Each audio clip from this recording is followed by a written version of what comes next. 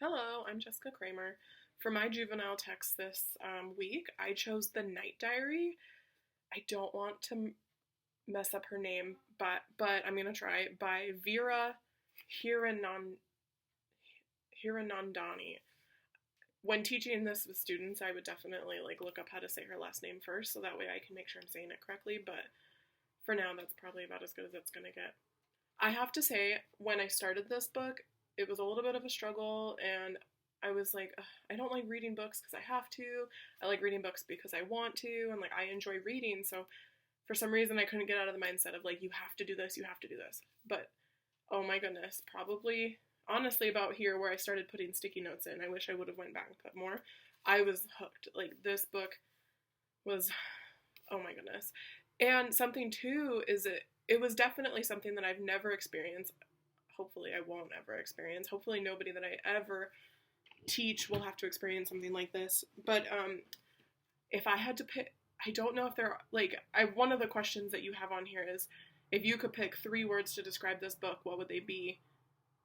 I don't think there would be just 3 words. I think honestly, if I had to say something, The Night Diary would be the simplest way to explain it without giving away too much, I guess. But another way that I would say would be, if I could say 3 phrases instead of 3 words, I would say forced migration,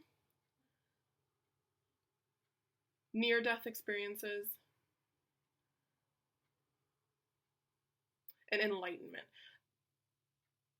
Even enlightenment would be kind of tricky, but coming to age, coming into one's own. Because I wouldn't say she comes to age, but she kind of comes into her own, and she kind of learns, it's hard to explain. But when I finished reading this book, oh my goodness, just so many thoughts were flooding into my head. Oh my goodness, so many things as I was reading this. It was terrifying. And it's not this book in particular, the characters are fictional, but the author did say that her family was a part, her dad and his siblings were a part of the divide of so basically it was when India separated from Britain, from the British rule, and became India and Pakistan. And so it's about this family who lived in the area that became Pakistan but had to move into New India because they were Hindi and not Muslim. And it's just written from the child's perspective, so it's absolutely heartbreaking because they were almost dying in the desert because of dehydration and starvation and things like that, and it's gut-wrenching. Oh my goodness. And I think that even though this book is about forced migration in a different country, in a different world almost, I guess you could say, it would be very easy to tie it into forced migration in America and Mexico, or deportation, whereas these people were being forced to migrate because of religious views. People are being deported because they're not American citizens, and even though they're coming here for a better life and they're not getting that better life, they're getting sent back to where they were. I was looking through teaching tolerances, and this book could definitely go through all of them. But if I had to pick the most, based on just, her name is Nisha, I think.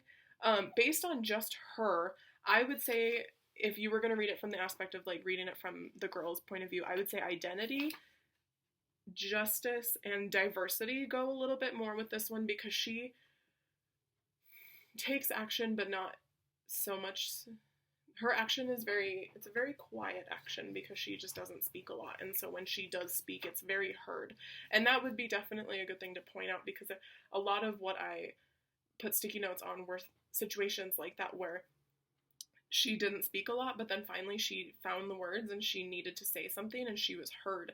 And there was even a point where her dad blamed something really intense on her because she spoke and because she wanted to speak, and he told her that it was all her fault, and so she just completely shut down and decided she was never going to speak again, but then spoke again at the end of the book when something happy for her happened.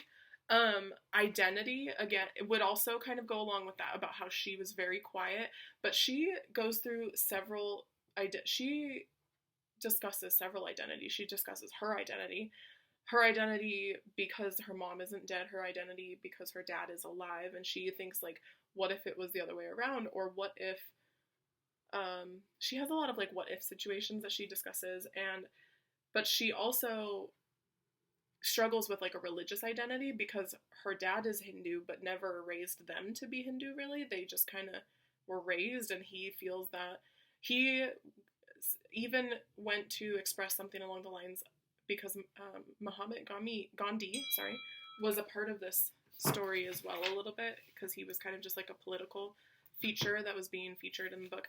And he says, she explains that her father believes that everybody is the same and that nobody believes differently or whatever, but he still makes them move because he still fears for their lives and he doesn't want them to get killed or anything. She also struggles with the identity of her brother and herself, because her and her brother are twins, and her brother is very outspoken and he's very different, and she kind of explains too in certain areas of the book where she wants to know things or wants to do certain things, but knows that her brother will do them or ask the questions, so she just feels like she doesn't have to. And if he doesn't do the things that she wants, then she's like, oh, just do it for me. Diversity, I would say, goes big time in the religious aspect of this book, because even though she doesn't identify as Hindu or Muslim, also her mother was Muslim, so she feels that she's both and that they shouldn't have to move because her dad was Hindu and her mom was Muslim, so she's in the middle and she shouldn't have to be separated from all of this.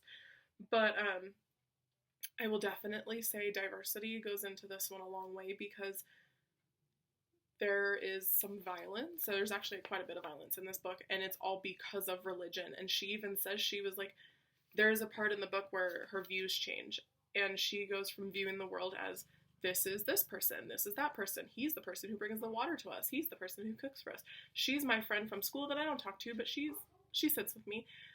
And then when she finds out about this religious situation that's happening and what's going on in India and the new Pakistan, she realizes, she starts looking at everybody, instead of this is your name, this is who you are, she looks at them as, that's Hindu, he's a Muslim, he's a Sikh. And she is thinking like, is this one going to attack me because I'm different than him? Like, are we going to argue because we don't believe the same things? And that is so, to me, it was such a powerful moment for her when she like reached inside and realized that like everybody's different, and she knows that it's okay that everybody's different, and she doesn't see why everybody has to move and be separated, and she sees some things.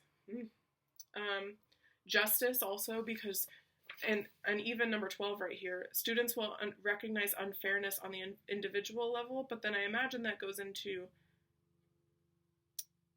number like 15 too, where they will identify figures, groups, events, and a variety of strategies and philosophies relevant to the history of social justice around the world. As much as she realizes that it's not okay for it to be happening to her, she knows that it's not okay for it to be happening to everybody else too.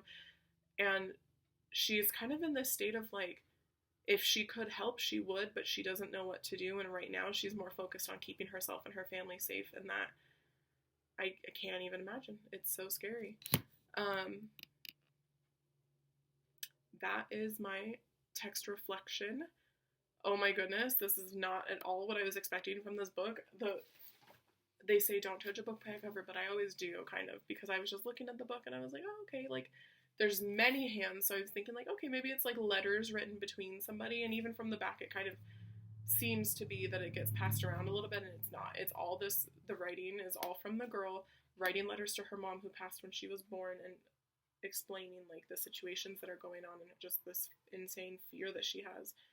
And oh my goodness, it was extremely enlightening, and I cannot wait to be able to share it with future students. Thank you.